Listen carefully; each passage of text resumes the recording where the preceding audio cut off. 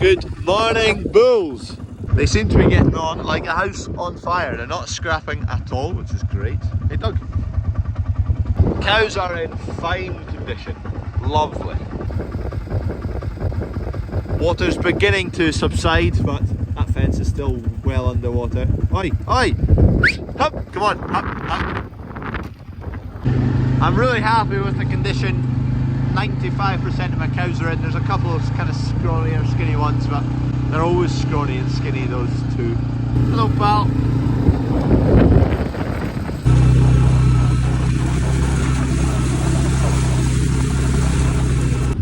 Bit of a gorse bush valley running through here, and there's one cow down in there finding the best grass possible. Pretty sure she's fine. I think she's just hunting for the best grass. I've managed to get 2 calves in this morning. That leaves me 1 left. I'm gonna leave it till another day.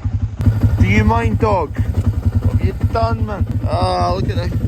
Ah, you.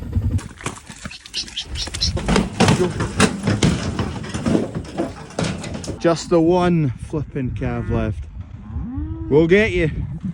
We'll get it. Anyway, I have 2 in. We'll get them clipped, get them injected, get them into the shed.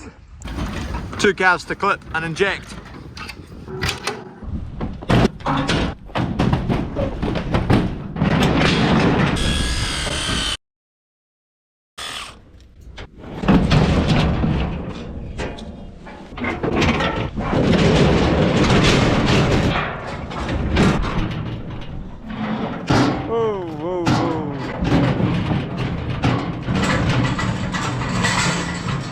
Put it up through the back, yeah.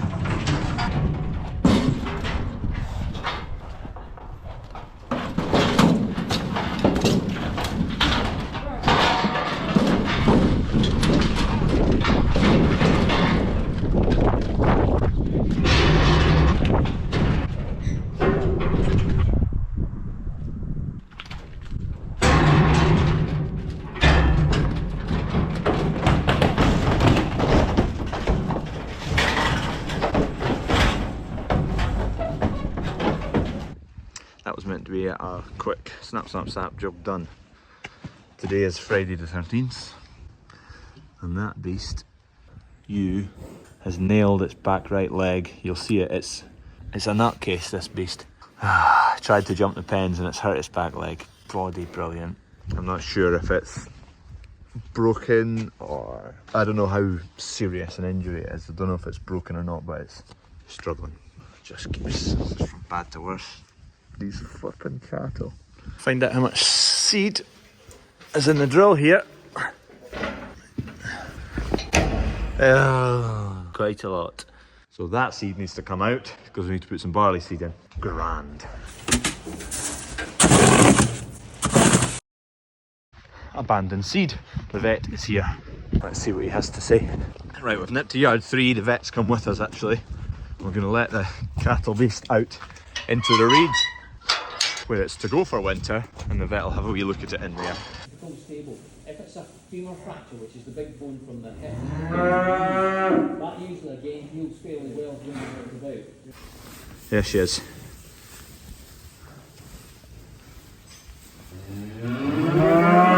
Not looking good, is she?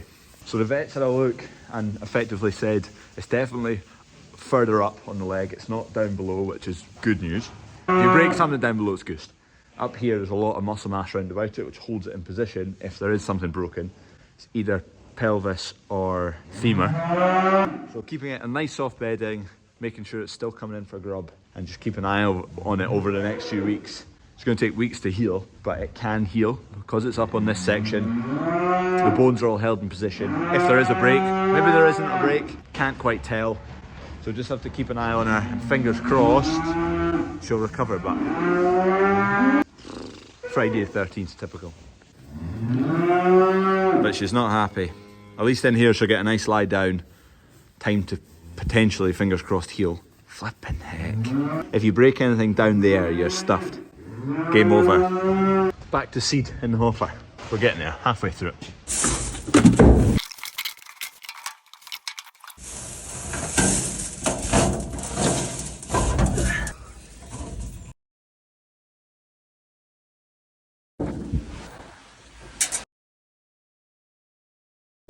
Right. Job done. There we go. Probably a couple of 100 kilo there. Still a wee dribble to do, but coulter bar's up, so we can't get in about the bottom of the hopper. So once we get that yoked up to the fent, we'll finish that off. There's just a tiny wee dribble left. Lunchtime. Don't do anything dangerous today, or anything that involves cattle anymore, or anything that could go wrong. Friday the 13th. We'll do it all tomorrow. As you can see, we have lines on the ground. We're putting a drain in here that starts in that corner. So any water that comes off the tarmac basically runs to here. We're going to put in a cundy there, take the water down, drain it along, all the way down here.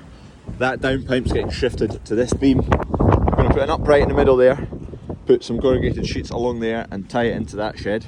And on the other side of the wall, all the bins go, and that'll all get concreted in there.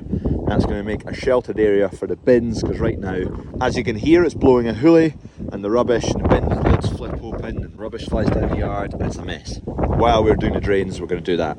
Sorry about the wind. So basically, we've got a 4-inch pipe that runs all the way through the farm. It goes quite a distance, but we're pretty confident that's at capacity, especially when we've got serious downpours. We're going to see if we've got the levels to run a new 6-inch pipe a much shorter distance to a ditch. It just saves us tying into the 4-inch and then realising that's at capacity. We need to upgrade all that 4-inch to a 6-inch, which is just going to cost more and more in the long run. So we're future-proofing ourselves, because we'll have the 6-inch and the 4-inch, and we should be golden for all these mental downpours we're having. Oh, I better turn it on. That'll help. This is getting a quick blast, and away it goes back to its owner. Then I'm going to go and stick the plough on and see what happens. Just about done. Just spinning the bed 180 degrees so I can wash the bottom side of the other half of the chain. Otherwise, it's good to go. It's not spotless. I'm not pretending it's spotless. It's going back in respectable condition, I would say. Done. Dad's pitched up. I'm going to swap. He's going to go and wash that trailer. I'm going to take this back. 40-minute drive to get it back. We're off. Just need to be a wee bit wary. It's a bit wider than the tractor.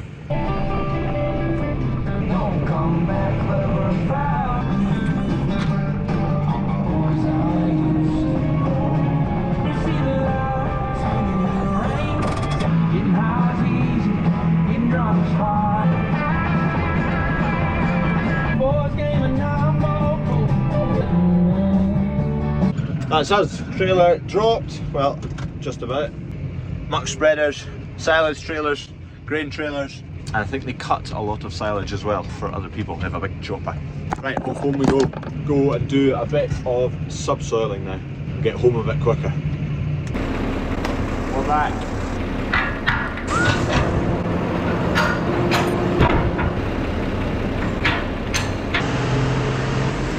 Quick job to do. My stabiliser is stiff as hell.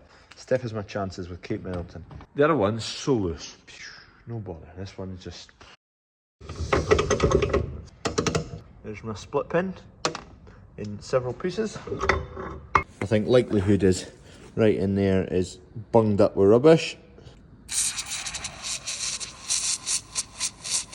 Fill it up. Predictions. Is it going to turn? Oh my gosh. Quite stiff. I mean, that's quite a long bar. I got it unthreaded. It was very stiff for a while, but it came. It's really quite warm now. And there's no obvious signs of any knackered threads or something getting dragged in about it. So I'm going to give this a blowout with the airline. And then it's just going to go back together nice and easily, isn't it?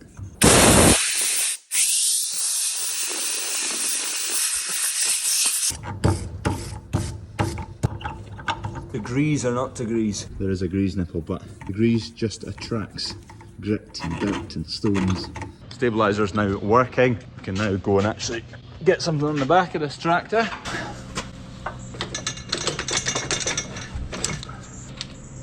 That.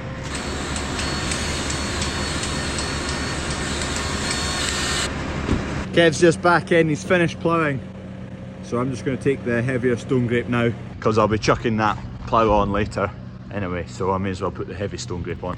Take that off again. Voila. Subsoiler's on.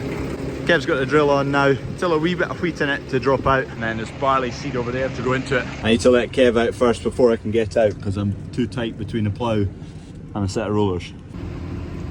Finally we're going to get the drill moving again after I don't even know how long. Far too long, it's been soaking. Anyway, we're off to the races. Ready? Oh, it would help if I actually plugged in the hydraulics for that packer, wouldn't it? It's quite a girthy thing on the front end. Hope there's no big pipes and cables in that fence line. This is where the fibre optic guys came in. There was crop in here and it was soaking wet and they made a mess, to be honest. Tracked it to hell right round here and up that fence line. Soon find out if they buried it deep enough though. This is the field we were spreading dung in yesterday. Hey Doug, settle down. Anyway, Kev's finished ploughing the body of the field. Oi, settle down, she sees a pheasant. I'm subsoiling some of the end rigs that have been ran on pretty heavy and the optic fibre mess. There's probably no point actually going through here with a subsoiler.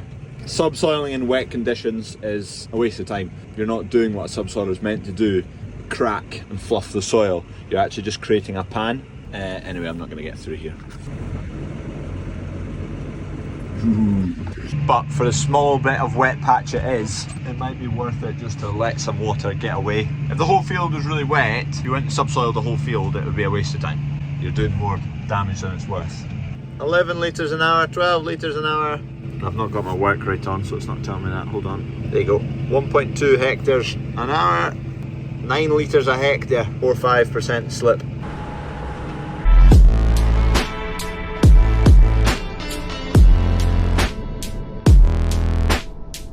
I'm just ticking away. 4.6k. At that speed, it should be kind of lifting, cracking the soil back down, pack it in again. Whereas if you go too fast, you just cut right through it. It's no time to properly shunt it up where it should be going. Maybe I'm chatting nonsense. Where the road comes in this field, it's really hard tracked in here and I'm struggling to get through it, to be honest. It just keeps riding up. See, it's riding up, then it sinks down afterwards. That track went like that. So I'm just going back and forward over it a few times to try and break it up.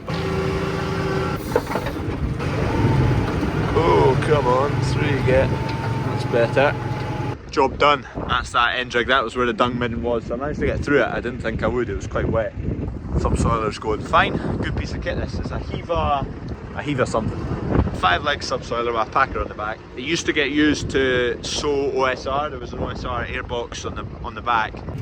Righty-ho, quick swap for that plough.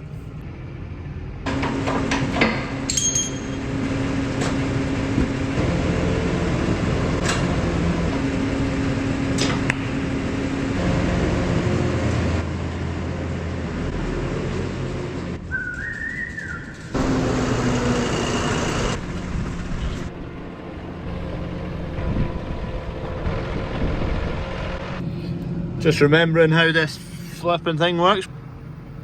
In furrow, out of furrow.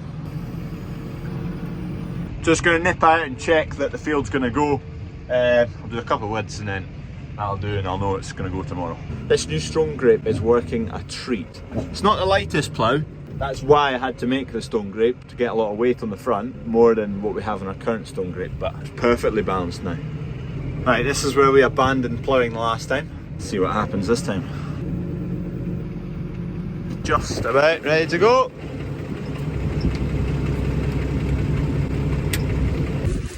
Making a rough job of it so far. It's pretty cloddy stuff. I'm set too far in as well. To shift that way a bit, drop it at the back, needs to lift it at the front as well, I think. Okay, a bit more messing about later. Alright, we still need to go deeper at the back there. Still need to length this out a bit. Oh, I want a hydraulic top link. Ugh. I've given up, I'm fed up, good night.